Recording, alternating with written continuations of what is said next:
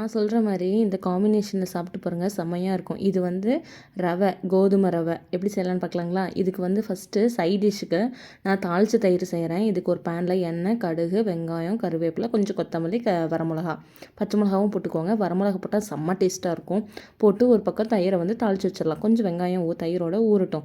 இன்னொரு பேனில் எண்ணெய், கடுகு, அதுக்கப்புறம் கொஞ்சம் வந்து கடலைப்பருப்பு, உளுந்தம் பருப்பு போட்டுட்டு வெங்காயம், கருவேப்பிலை, வரமிளகா எப்பயும் போல் போட்டு நல்லா தாளித்து கொடுத்துட்டு நான் வந்து கோதுமை ரவை தான் எடுத்திருக்கேன்.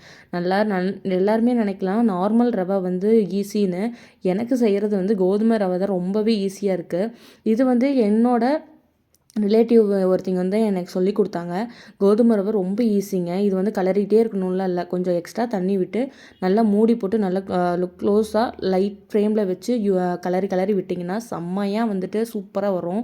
கண்டிப்பாக இதுக்கு வந்து தாளித்து தயிர் செம்ம காம்பினேஷன். கண்டிப்பாக செஞ்சு பாருங்கள்.